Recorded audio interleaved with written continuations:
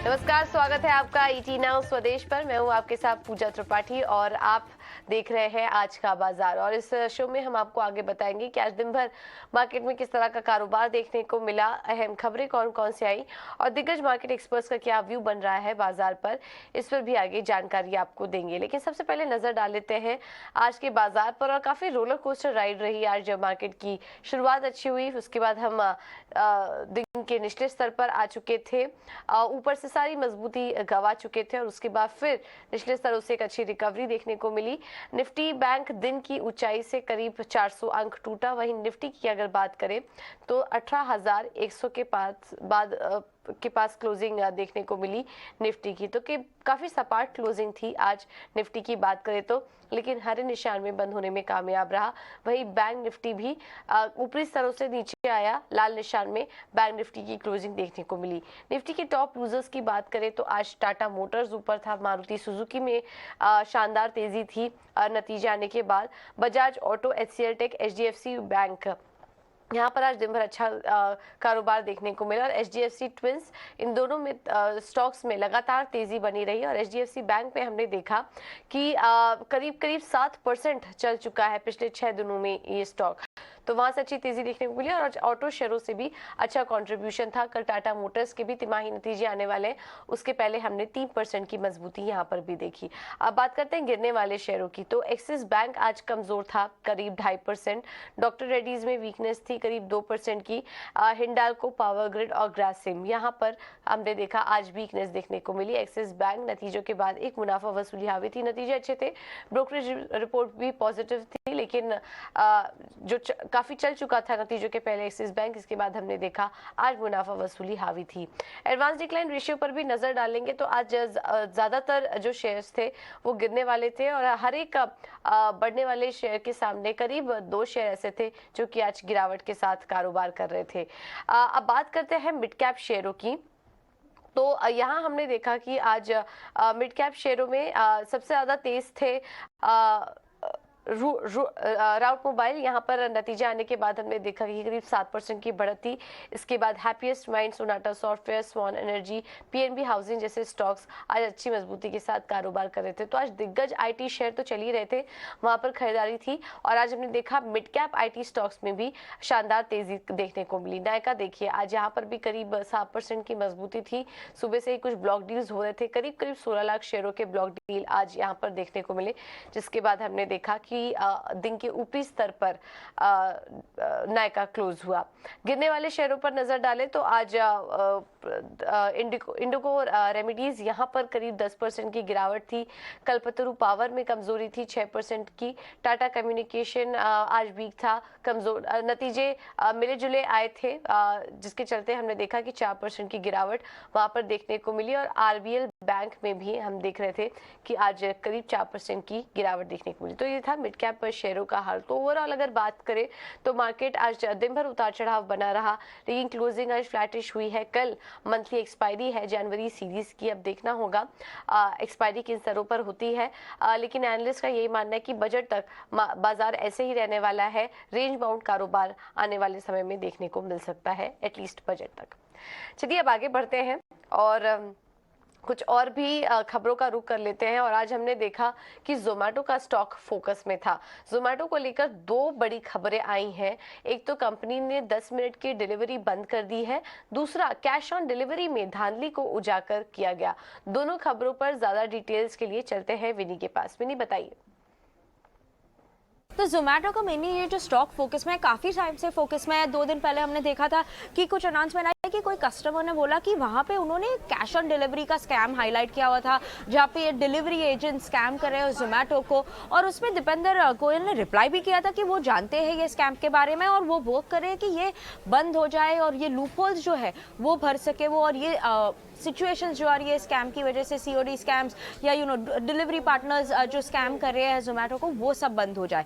उसके अलावा एक और जो है वो अनाउंसमेंट आई है कि उन्होंने कहा है कि वो जो उनकी 10 मिनट डिलीवरी थी जोमेटो इंस्टेंट के नाम से, वो पायलट फेज में थी लास्ट 1 साल अप्रॉक्सीमेटली से, तो वहाँ पे वो भी बंद हो चुकी है कंपनी की। वहाँ पे मेनली थी एरियाज बैंगलोर, गुरुग्राम और काफ़ी कुछ एरियाज जो दिल्ली में थे। तो अभी कंपनी ने कहा है कि उन्होंने यहाँ पे अभी हॉल्ट लिया है, वो रीवर्क कर रहे हैं, इस पे मेन्यू पे काम कर रहे हैं, ब्रांडिंग पे काम कर रहे हैं, तो ये एक फैक्टर है वॉच आउट करने के लिए।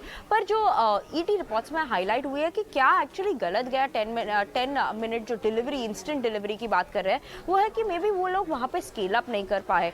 उसके अलावा हाई लेवल एग्जिट्स भी आई हुई है कंपनी में। उनके चीफ टेक्नोलॉजिकल ऑफिसर ने भी रिसेंट टाइम्स में ही रिजाइन किया हुआ है। 3 बड़ी एग्जिट्स आई हुई है कंपनी में भी, तो ये एक फैक्टर भी बनता है जोमेटो के लिए, कि मे बी कौन हैंडल करे, ये एक फैक्टर भी हो सकता है। उसके अलावा ईटी रिपोर्ट ने ऑल्सो हाईलाइट किया था कि कंपनी ने रिसेंटली बताया था कि उनके जो रेस्टोरेंट पार्टनर्स को उन्होंने इन्फॉर्म किया कि मे बी ये अभी वो जो 10 मिनट की डिलीवरी है वो बंद भी कर सकते हैं, और उसके अलावा सीम्स है कि वो प्रॉफिटेबल भी नहीं बन पाएगा, ये ईटी रिपोर्ट ने हाईलाइट किया था। और कंपनी एक्चुअली फोकस करेगी अभी प्रॉफिटेबिलिटी पे भी, क्योंकि मार्केट भी कितनी टफ सिचुएशन में है, वैल्यूएशंस करेक्ट हो रही है न्यू एज टेक कंपनीज के लिए, तो उनके लिए प्रॉफिटेबिलिटी भी इंपॉर्टेंट फैक्टर हो जाएगा। तो ये एक इंपॉर्टेंट फैक्टर्स है जो जोमेटो के लिए महत्वपूर्ण है, और इसीलिए जोमेटो एक स्टॉक है जो फोकस में रहता है। बिल्कुल, बहुत बहुत शुक्रिया विनी आपका ये सारी जानकारी देने के लिए। तो 2 बड़ी खबरें थी जिसके चलते जोमेटो आज दिन भर फोकस में था, और हमने देखा स्टॉक आज आखिरी कुछ मिनटों में अच्छी मजबूती के साथ क्लोज भी हुआ था, करीब 52 रुपए के आसपास। तो ये कुछ खबर है जोमेटो से जुड़ी। अब आगे बढ़ते हैं और फोकस करते हैं कुछ और भी एक्सक्लूसिव खबरों पर। और जेपी इंफ्रा के कर्ज के लिए NARCL ने बोली जीत ली है। इससे सबसे ज्यादा फायदा IDBI बैंक को होने की बात की जा रही है। ज्यादा जानकारी के लिए चलते हैं अंकुर के पास। अंकुर, बताइए। जी हाँ, हमें जो जानकारी मिली है उसके मुताबिक NARCL में एक बड़ा ट्रांसफर हुआ है, और ये NPA अकाउंट का नाम है जेपी इंफ्रा।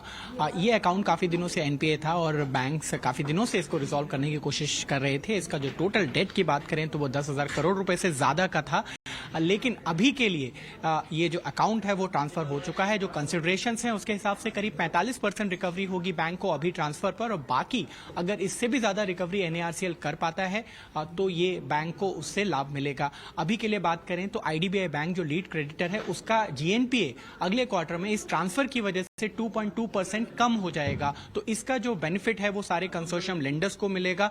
आपको हम ये भी बता दें कि पिछले साल गवर्नमेंट ने पुश किया था कि जो 18 अकाउंट्स हैं वो NARCL में जल्दी ट्रांसफर किए जाएं, और उनमें से ये जो बड़ा एक चंक था जेपी इंफ्रा का वो अब ट्रांसफर हो चुका है।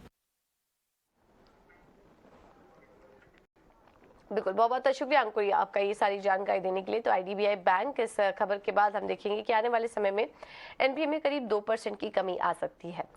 अब आगे बढ़ते हैं और कुछ और भी एक्सक्लूसिव खबर की तरफ आपको लेके चलते हैं। और गेहूं की कीमतों की तेजी को थामने के लिए FCI यानी कि फूड कॉर्पोरेशन ऑफ इंडिया इस हफ्ते 20 लाख टन गेहूं खुले बाजार में बेच सकती है। इस खबर पर और ज्यादा जानकारी के लिए चलते हैं समीर दीक्षित के पास। समीर, बताइए।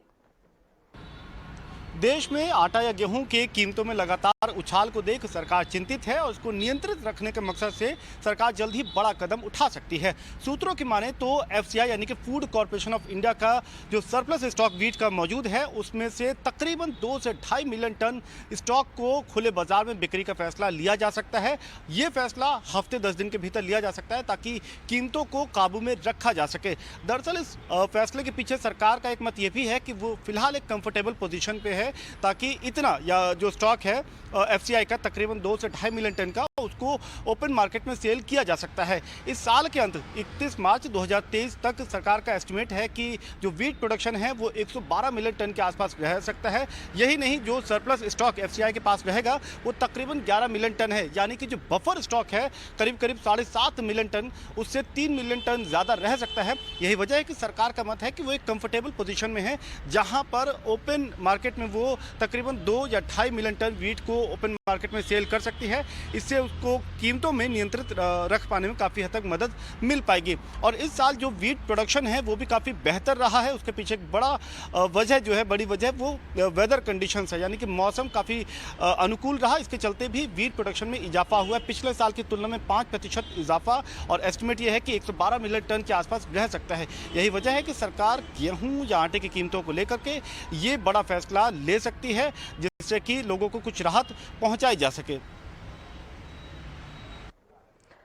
बिल्कुल, बहुत बहुत शुक्रिया समीर आपका ये सारी जानकारी देने के लिए। चलिए अब आगे बढ़ते हैं, कुछ मार्केट एक्सपर्ट्स के व्यू भी आपको सुनवाते हैं और बाजार को बजट से क्या उम्मीदें हैं, साथ ही इस बजट के जरिए कौन सा सेक्टर फोकस में रहने वाला है, इस पर कैरिलियन कैपिटल एडवाइजर के विकास खिमानी ने अपनी राय जाहिर की। आइए आपको सुनवा देते हैं।